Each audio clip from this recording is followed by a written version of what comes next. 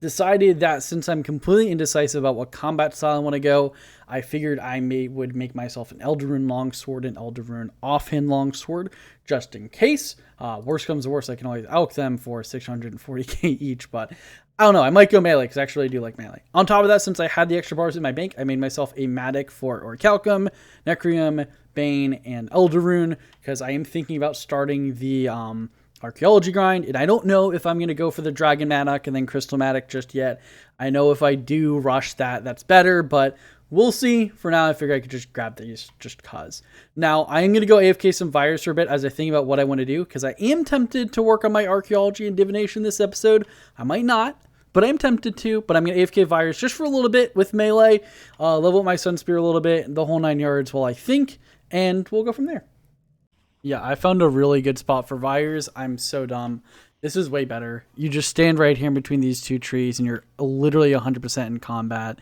And it's right next to the altar, so I can just keep Protect from Mage up. So this way I can last a lot longer here. Decided it's been a while, and I want to mess around with some archaeology. So what I did was I got, since I had enough Chronos for it, all the upgrades here just so I could have max material storage, a max soil box, and the max mathematic precision. There are some other things here I guess I could get, but I'm not going to until I know more about these basic ones. So for the most part, just going to focus on getting these upgrades as I do get leveled up. So we'll get like this archaeology outfits, the precision upgrades, etc. So there you go. So anyways, I'm going to go back to doing some archaeology for a bit.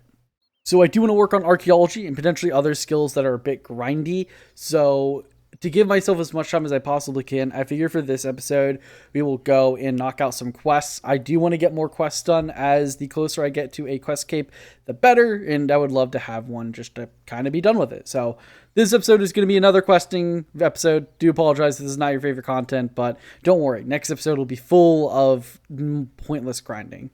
Don't you worry. This is one of a kind completed. This is really good for a couple of reasons. The first one is we actually get ourselves a new amulet here, which is the Dragon Rider amulet. It is slightly better than the Amulet of Glory in its stats, but we also get 8 prayer bonus. On top of that, increases the damage done by Dragon Breath by 10%. So if we're using magic, it increases our Dragon Breath. And we also get, I think it's like extra prayer when burying, we get, double XP if we bury bones. If we get a bone crusher, that's pretty good. We also get a bunch of XP lamps here, so let's use them. I want to gain the magic XP, which is 90,000, which is crazy. This is one of the big reasons why I did this. This is 80,000 summoning experience, which puts me only 16k away from what we need. A dungeoneering lamp, which is very welcome, all the way up to 69 dungeoneering, of course. And a divination lamp, which I will gladly take for 5,000 XP. This is Quiet Before the Storm completed, Illwood XP, and the Void Night Seal. I believe this just teleports us here. That's pretty good. This is a Void Dance completed. Get some Summoning XP, Herblore XP, just general XP. Mainly this for the Summoning XP. We are very much closing in. Only got 8,000 more XP to go, and I figure I could get it via questing. So there we go. I also got a Commendation Seal, which you can turn into someone at Pest Control. You get yourself 50 points. Boom, 75. Summoning. I had the bonus XP, so I figured I might as well use it. But this is the requirement for Plague's End. Get the Praying Mantis, and I guess some other stuff. I'm going to do summoning just for a little bit here, because I have a little bit of time before I want to go to bed. So I figure I'll just spend 10 minutes doing summoning for the massive amount of charms I'm building up. Gold charms specifically, that I don't know what I'm going to use them on, because I'm currently doing, I think, the most Ironman efficient thing for summoning XP for gold charms. So there is other things I can do for better summoning XP in general, and that's more efficient. But for my gold charms, I think it might be worth it for me just to start turning them into XP via my Charming Imp, but I don't know for a fact. So we'll see.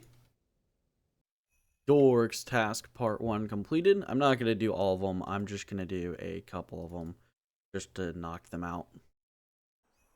Dorks task 2 completed. I figured I'd get these two out of the way just because they're in this adventurer part. And once I move on to the other parts, I will do them as I go. I mean, they're super quick, it seems. You already have the ores. Bringing home the bacon completed. Really simple quest. Jeff's assistant completed. This is a cute little quest, I'll be honest. Nothing absolutely mind-blowing about it. Just a little bit of cooking XP, teaches you about cheesecake, which is apparently a thing. Oh, this is actually good for a low level. Yeah, it restores prayer points. This is actually really good for a low level. Holy crap. This is, yeah, holy crap. If I was like I should have did this at the start of my account. Holy crap. Eagle's Peak completed. This is a pretty uneventful quest. I'm just getting it out of the way because of this stuff. Seek completed. This was a lot better than the old school RuneScape version, to be honest. Which is like the Rag and Bone Man Part 2, I think. The Needle completed, or the Needle Skips, sorry, completed. And a bunch of lamps, I believe. This is a small lamp. Throw it in. This is Desperate Times completed. The overall story was really cool in this quest. I actually really liked it. I dislike sliding puzzles, so it's a bit controversial in my head. But we get a bunch of XP, which I'm going to throw into Herblore. Another 47k, which is awesome. Get a clue carrier, which is pretty awesome. So I believe we can just, right-click fill. We also have another caravan we can get from May. So let's go do that real quick. Okay, let's roll our tier 3 dice. I think we get another 1 mil. And then we get tier 4 dice next, which is going to be awesome. So add to pouch. We get a white unicorn horn mask, which is a fortunate. That's awesome. Yes, I'm very sure I'm going to assemble that for some fortunate components. I also have the quest storage here thing, so I can store a bunch of quest items are now stored in here, which is super awesome. So I believe I can go back to this whenever I need to. Also, thanks to this, which is a huge reason why I got this, I now have all of my clues stored in here. And yes, I'm very well aware I need to go and get working on these clues. I have maxed out easy and medium and hard clues. So I definitely know I need to get working on these, but we'll get to this. Probably one of these episodes, I'm going to knock out a bunch of the easies and stuff. It'll be super good. It'll be great for filling up the God Book as well, as that'll be a super good way. But not yet. I might do that next episode as another kind of filler thing, but we'll see. So in one of my previous videos, I actually made an announcement saying that I am going to try to max on this account. As such, there are some things I really should start doing because I kind of, not need to, but I really do need to do to max my account. The biggest thing is for fletching. This is the biggest daily scape thing I have to do for my account, and that is actually buying broad arrowheads. I did the math, and to get up to level 90 fletching from 78, I would need 250,000 broad arrowheads, which is a little over a month of, just buying the shop daily. So that's not too bad, honestly, to do. So theoretically, in a little over 2 months, we'll just say 3 months of just consistently buying arrowheads every day, I should have 99 fletching banked completely passively. This is not including anything else I do for fletching experience and the whole 9 yards. So that's pretty good for me, considering I can work on a bunch of other stuff in those 3 months, and then I'll just have 99 fletching in my bank and I can get it done. I will probably still do the broad arrowheads sporadically. I completely forgot the name of the quest. Desperate Measures completed. This is pretty cool. We get ourselves some archaeology experience and this cosmic focus. So basically what this does, you can see here, it prevents sprite focus from dropping below 10% when excavating. So basically it just means if we're AFKing while doing archaeology, we always get guaranteed 10%. But 20,000 archaeology XP, getting us all the way up to 53, which is pretty good. And a combat lamp, which we can throw into a combat skill. I'm going to throw it in the prayer because prayer is always good to get XP in. And we get this rune totem, Remo totem base thing. So make this. I don't know what it does, but it's a thing we can make. Desperate Creatures completed. Kindred Spirits completed. This unlocks a new Barrow's brother or sister, whatever. I also get a bunch of XP here. 25k crafting, 25k herblore, 25k smithing, and 25k agility. Scorpion Catcher completed. This upgrade doesn't really do much for us, I'll be honest, but I remember back when the Ironman mode first came out and I tried this, everyone was talking about how like you wanted to rush this quest to be able to get the tier 30 staves or tier 40 staves. So I decided to bite the bullet and start working on farming. So I looked a little bit into it, and apparently the best thing to do on an Ironman at my farming level, well, I should have done it 4 farming levels ago, is to start doing spider growing in your player-owned farm. This is like the main source of just general POF farming on an Ironman at this level. So I'm going to be here for a while, basically just kill these corpse spiders in the Lumbridge catacombs, and you can just AoE them down. If I were to kind of start a new account, I'm not even kidding here, I would probably try to rush farming and a bunch of non-combat skilling stuff, like, you know, work on fishing, work on mining, and a bunch of stuff like that until I got 64 farming. Then from there, I would come here at like a low magic level and just farm these guys at like a low magic level and just get a bunch of XP, you know, maybe a low crafting level, and just, you know, make a bunch of these spider silks and drop them. I'm not saying for sure I would do that, but I think that's a decent idea. I mean, probably it's really dumb, honestly, because you have to wait till you get 64 farming, but still, I don't think it'd be terrible, especially if you're filling up your time with non-combat stuff. Okay, this, I believe, let's check. Oops, let's collect here. Yep, another bunch of maple logs and mahogany logs. I'm going to do this for a little bit more. My goal is to get probably 30 to 40,000 maple logs. And then from there, I want to get 20,000 mahogany logs. I was watching a TV show. We got one, baby! Give me the egg. Give me the fucking egg.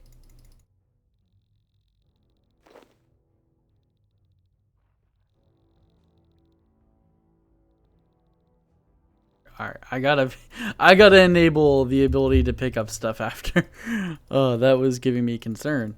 It's been a while. We need to get a male and a female. So this is a female. Okay.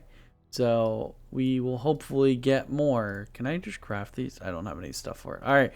Now to go back on this grind for another, like, 10,000 more kills, I guess. Been a while. One more thing I want to mention is I'm at about 7k KC on these things, and I am told, I don't know how true it is because I don't feel like doing math, that it is a 1 in 2k drop rate, and from what I've read online, people usually get this done in like a couple hours, simply because, again, 1 in 2k, you can kill, you know, a good chunk in an hour. If you know what you're doing, you can get like over 2,000 an hour. But if you're just like chilling like me, I'm sure I'm only getting like 1.5 an hour at most. But yeah, it's taken a little bit here, but I've already gotten one. So hopefully the RNG will even out and we'll get the second one, and it'll be male. Okay, we got a drop. Let's hope for a male. Please, male. Please, male. Let's go! Oh my god, we're done. We are done. Oh my god. Let's see how many kills it took me. Hold on. Only 8,000 kills. I say only, but 8,000 kills. I think it was about like 3.5, or not 3.5, 4.5 hours of gameplay. I could be very wrong on that. I didn't really keep track. I was kind of going a little mind-numbing. I'll be completely honest. I was a little mind-numbed partway through. But it's fine. We finally got it done. That's what matters. I can finally get rid of this stupid mask part. Oh, that's going to be good. I'm so happy right now. Let me go and stock up on some more meat, and I'll be right back. So I set everything up, but the previous clip was like way too long. So I'm going to quickly explain what I'm doing. And this is just from what I found online and read as like the most efficient way to do this. As I put these guys in, and I put 500 raw rabbit in here. So there's 500 food in the trough. Probably a little overkill, but it's fine. Put 500 in there, and then I have them both in here. As I get the spiderlings or the eggs or whatever, I'm going to take them and throw them over to my medium pen over here. And what I read online was until I unlock the ability to breed in here, which is going to be my first unlock at 3k beans, you don't want to feed them. Once you do have enough, you do unlock the breeding pen, then I'm going to keep food in here, and basically both these pens are going to be going constantly with breeding, and as I get elder spiders, I'm going to sell them, and that's just going to be my constant cycle over and over again. After I unlock the ability to breed, the next thing I'm going to unlock is the farmhand, the trapper. I can pay him 100 beans per use and unlock a random animal. Ritual of the Majra completed. I really liked the final fight. it wasn't much to like talk about in terms of like difficulty, simply because it definitely felt like, because it was I remember that was released before EOC. I remember when it came out actually, and I think because of that, it's a lot easier than it normally would be. But it was a lot of fun still, just to kind of, I don't know, see all the Majorat together and fighting. I really like that. Anyways, we have, I believe this is like 240k, yeah, 200 and something KXP, 240k XP collectively, which is super awesome. And we are now going to be at really close to 87, only 9.5k left to 87. I still have the daily to do, so I will 100% be level 87 after that, which is going to be awesome, which means I only have 3 more levels to go until I'm basically done with Herblore boosting for a while. 87 Herblore, which is awesome. Got myself a Berserker ring. Is it any better? It's actually not. I was always curious about that. If it's actually better than the Ring of Fortune, it's not by stat points. It's not. So these rings, I believe. Oh no, this is just okay. So this is just Berserker. So the Berserker is actually almost as good. That's awesome. But I believe if you get like 10 of these or something, you can turn these in and like upgrade it to some other ring. I don't know the full details, but I know there's like something like that. So I've been doing archaeology for a little bit now, not realizing I already had the extra page I was waiting on. I don't know why I thought I needed more, but yeah, I already had it. There you go, 2,100 free archaeology XP. I'm trying to get my archaeology up slowly and surely. This is another mystery completed. This was super quick. Time served. I believe, yeah, I got this first try. So you have like a 50% chance of getting one or the other. So I got it first try. You can either get the ancient timepiece or the pendant. So I got the timepiece.